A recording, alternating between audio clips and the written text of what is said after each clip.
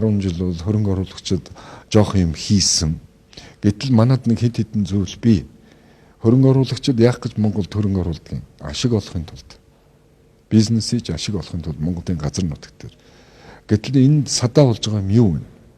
Би хөрөнгө оруулалтын хуулинд асуудал байгаа гэж бодохгүй. Нэгд манад дэд бүтц салга байна. Одоо уул уурхай хөгжүүлнэхээр асар их хэмжээний цахилгаан эрчим хүч хэрэгтэй, ус хэрэгтэй, зам тээвэр хэрэгтэй. Тэр бүх юм манад алга байна шүү дээ. За 5 толгойг ашиглалтанд оруулъя гэхээр төмөр зам байхгүй. Цахилгаан эрчим хүч байхгүй. Дэд бүтц гэж юм ерөөс огт байхгүй илснээс үүдэнд. Тийм учраас манад хөрөнгө оруулж ажиллахад бол их хүнд байгаамаа.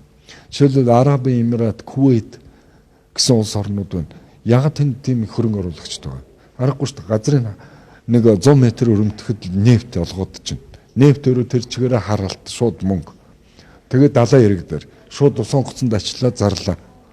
За манад нүүрс олзурлана. Машинаар зөөхөн $30 үнэтэй юм.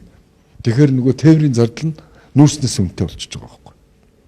За говьлтаа ийшээ ховд Баян хонгор гэсэн аймагуудад одоо нүүрс байна, төмрийн хөдөр байж ингээ янз бүрийн юмнууд. Гэтэл нөгөөдүүд олзурлах гэхээр дэд бүтц байхгүй. Тийм учраас хөрөнгө оруулагчид бас энэ асуудлыг хүлээцнэд байж байна. Энэ Монгол улс, Монголын засгийн газар, Монголын төр энэ дэд бүтцээ яаж сайжруулах юм бэ? Гэтэл дэд бүтцэнд ихэнх төлөө хувийн компаниуд хөрөнгө оруулдаг шүү дээ. Дандаа улсын компаниуд, том улсын нөөцийн банкнууд зээл тусламжаар л энэ асуудлыг шийддэг.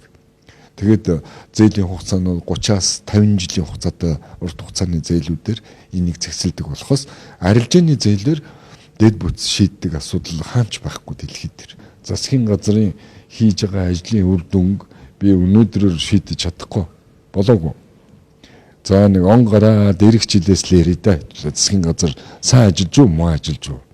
Одоохондоо хийж байгаа юм байхгүй юм чинь дээ. Юуг нь сайн гэж хэлэх, юуг нь муу гэж хэлэх. Хүлээлтийн байдалтай л шүү дээ засгийн газар.